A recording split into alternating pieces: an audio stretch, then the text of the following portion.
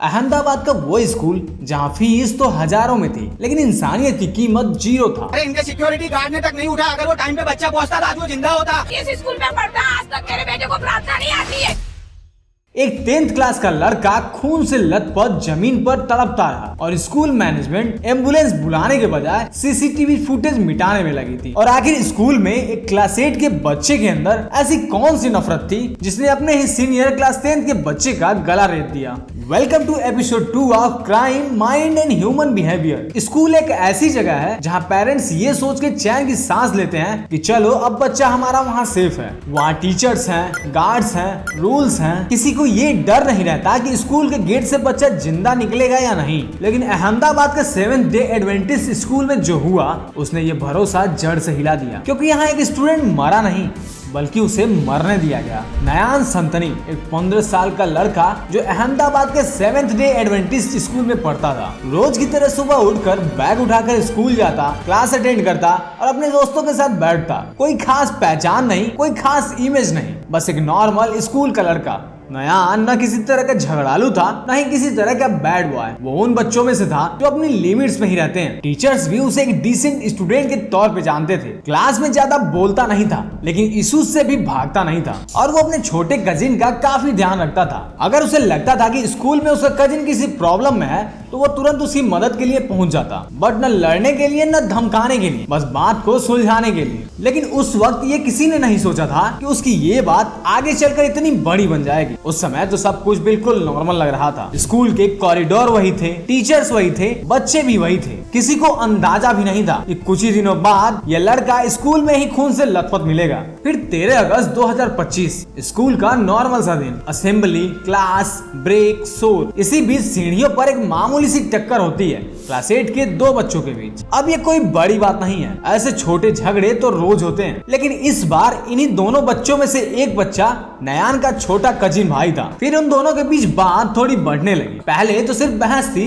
लेकिन बाद में फिर आवाजें तेज होने लगी। आसपास से गुजर रहे बच्चों ने मुड़ मुड़ कर देखना शुरू कर दिया। सीढ़ियों पर भीड़ सा बनने लगा। अभी भी कोई गाली नहीं थी, ना ही कोई हाथापाई, लेकिन फिर भी माहौल टेंस होने लगा। उसी वक्त नयान वहां पहुंचा। जब उसे पता चला कि उसका कजिन इसमें इन्वॉल्व है, उसने आते ही सिचुएशन को और भड़काने की कोशिश नहीं की, ना ही चिल्लाया, ना ही किसी को धक्का दिया। बस शांत तरीके से बीच में आया और बोला कि बात को यहीं खत्म कर दो, इसे आगे बढ़ाने की जरूरत नहीं। उसकी आवाज में गुस्सा नहीं था, जिसके बाद कुछ सेकंड की चुप्पी रही और सामने वाला बच्चा पीछे हट गया। शोर कम हो गया और लोग धीरे धीरे अपने रास्ते चले गए। बाहर से देखने पर लगा कि जैसे मामला सुलझ गया हो। अब जब टीचर्स तक बात ये पहुंची तो उन्हें भी यही लगा कि यह मैटर अब रिसॉल्व हो चुका है। कोई रिटन कंप्लेंट्स नहीं बनी, किसी भी पेरेंट्स को कॉल नहीं किया गया और शायद स्कूल ने भी ये मान लिया कि अब आगे कुछ नहीं होगा। लेकिन यही सबसे बड़ी गलती हो गई, क्योंकि असल कहानी उसी दिन शुरू हो गई थी। कुछ लोग झगड़ा भूल जाते हैं लेकिन कुछ लोग नहीं। कुछ के अंदर बात बैठ जाती है और जब वो बात दिमाग में घूमती रहती है तो वही गुस्से में बदल जाती है। किसी ने ये नहीं देखा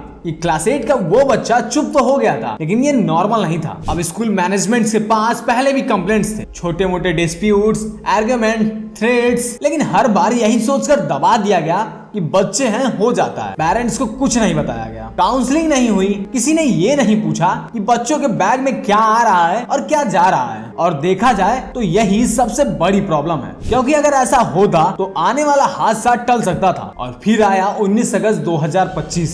स्कूल का आखिरी पीरियड खत्म हो चुका था, बेल बज चुकी थी, बच्चे धीरे धीरे क्लासरूम से बाहर निकल रहे थे और गेट के पास रोज जैसा ही शोर था। सब कुछ बिल्कुल नॉर्मल सा लग रहा था। नयान भी अपने कुछ दोस्तों के साथ बाहर की तरफ बढ़ रहा था। उसके चेहरे पे कोई भी टेंशन नहीं थी। उसे ये अंदाजा तक नहीं था कि गेट के बाहर कोई खास उसके लिए रुका है। उसके लिए ये भी एक आम सा स्कूल डे था, जैसे हर दिन रहता था। गेट के बाहर पहुंचते ही नयान को रोका गया। सामने वही क्लास 8 का बच्चा खड़ा था जिससे कुछ दिन पहले सीढ़ियों पर लड़ाई हुई थी। उसके साथ एक और स्टूडेंट भी था। शुरुआत में तो सिर्फ बात हुई, पुरानी बातों को निकाली गई, वही सीढ़ियों वाला इंसिडेंट। आवाजें थोड़ी तेज हुई। आसपास से गुजर रहे बच्चों ने पलट कर देखा लेकिन किसी को कुछ अलग नहीं लगा। सबको लगा कि 2-4 मिनट में बात खत्म हो जाएगी। वहाँ खड़ा कोई भी ये नहीं सोच रहा था कि ये बहस कुछ ही सेकंड में अपनी हद पार कर जाएगी, जहां से वापसी का कोई भी रास्ता नहीं होगा। फिर अचानक जो हुआ वो वहां मौजूद किसी ने भी नहीं सोचा था। बहस चल रही थी, तभी उस क्लास 8 के बच्चे ने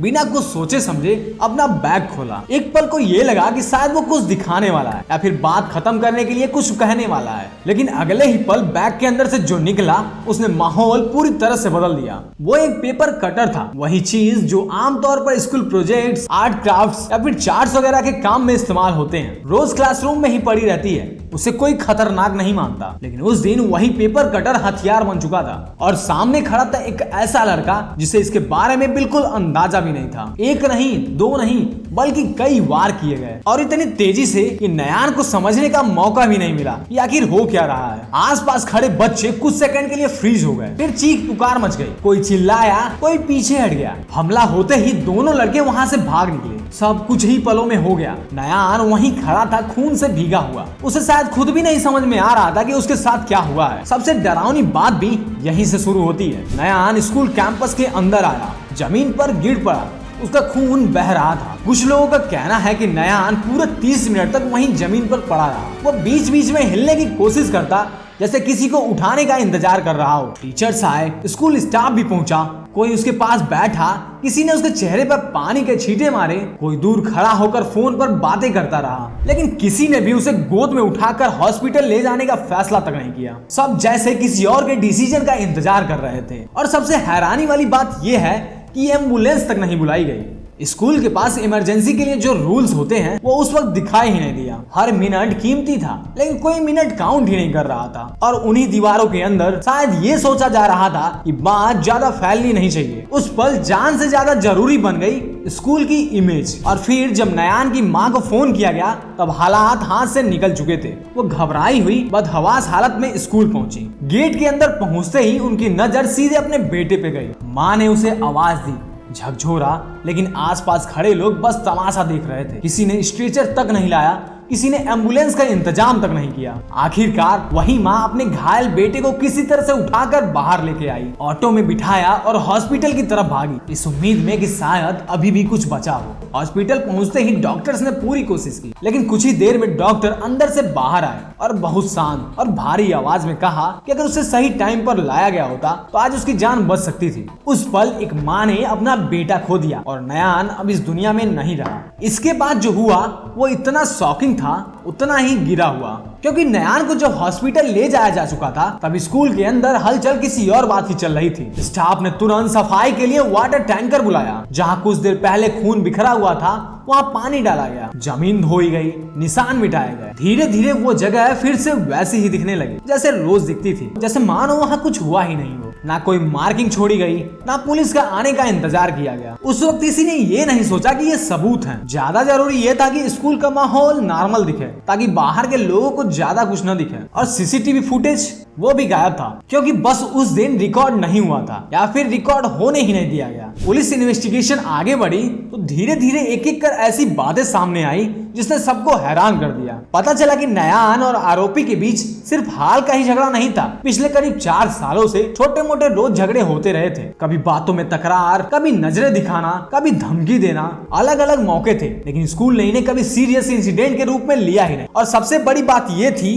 कि इन इंसिडेंट्स के बारे में पेरेंट्स को कभी प्रॉपर इन्फॉर्म तक नहीं किया गया, ना ही नयान के घर वालों को और ना ही आरोपी के घर वालों को। अगर समय रहते बातचीत हो गई होती तो शायद हालात ये नहीं हुए होते। पेरेंट्स ने यह भी आरोप लगाया कि स्कूल में कई बच्चे ब्लेड या चाकू जैसे धारदार चीजें बैग में लेके स्कूल आते थे। इसे सेल्फ डिफेंस का नाम दे दिया जाता था। मैनेजमेंट को इसकी जानकारी थी, लेकिन फिर भी स्ट्रिक्ट चेकिंग नहीं हुई। किसी ने यह नहीं सोचा कि यह लापरवाही एक दिन किसी की जान ले सकती है। और फिर जांच के दौरान सबसे डिस्टर्बिंग चीज जो सामने आई उसने अंदर से सबको हिला कर रख दिया। आरोपी के इंस्टाग्राम चैट्स पुलिस के हाथ लगे। उन मैसेजों में वो इस पूरी घटना के बारे में एकदम कैजुअली बात कर रहा था। न डर, न घबराहट, न ही पछतावा, जैसे कोई बहुत बड़ी गलती नहीं बल्कि कोई नॉर्मल सी बात हो। जिस तरह से वो वर्ड का इस्तेमाल कर रहा था उसे ये लग रहा था कि वो किसी इंसान को जान से मारने की बात नहीं कर रहा, बल्कि किसी गेम में जीत हासिल करने की की बात कर रहा हो। उन चैट्स ने ये साफ कर दिया ये सिर्फ एक गुस्से का पल नहीं था, उसके दिमाग में कुछ और ही चल रहा था। और यहीं से जनता का गुस्सा फूटा। स्कूल के बाहर प्रोटेस्ट हुए, लोग सवाल पूछ रहे थे कि क्या ये सिर्फ एक बच्चा था, एक पूरे सिस्टम का फेलियर। घटना के बाद दोनों आरोपियों को जूनियर कस्टडी में भेज दिया गया। अब कानून की नजर में वो भी तो अभी बच्चे ही थे, इसलिए उनके साथ वही प्रोसेस अपनाई गई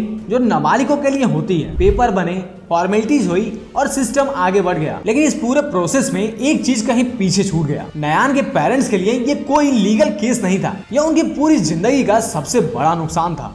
उनका बेटा जो रोज स्कूल जाता था, घर लौटने ही वाला था, वो अब कभी वापस घर लौट के नहीं आएगा। कानून ने आरोपियों को बच्चा माना, लेकिन वही बच्चा उन माँ बाप से उनका बच्चा हमेशा के लिए छीन लिया। स्कूल पर नेग्लिजेंस के चार्जेस लगे। क्राइम ब्रांच जांच कर रही है, लेकिन सवाल अभी भी है, अगर उस दिन 5 मिनट पहले भी एम्बुलेंस आ जाती, अगर टीचर डर की जगह इंसानियत को चुनते, तो शायद ये एपिसोड कभी बनता ही नहीं। ये कहानी सिर्फ नयान की नहीं है, ये कहानी है हर उस स्कूल की जहाँ रेपुटेशन, एडमिशन और फीस को इंसान की जान से भी ऊपर रखा जाता है। और सबसे डरावनी बात, ये आखिरी केस नहीं है। ऐसे इंसिडेंट्स चुपचाप दबा दिए जाते हैं। इसीलिए ये वीडियो सिर्फ एक कहानी नहीं है, ये एक वार्निंग है। और बस अब एक लास्ट सवाल, क्या स्कूल में सच में सेफ है या बस हम मान लेते हैं? आप क्या सोचते हो? कमेंट में अपनी राय जरूर देना। और हाँ, अगर वीडियो थोड़ी सी भी अच्छी लगी हो तो वीडियो को लाइक और चैनल को सब्सक्राइब कर लीजिए। फिर मिलते हैं एक नए एपिसोड में, तब तक के लिए देखते रहिए द एक्सप्लोर।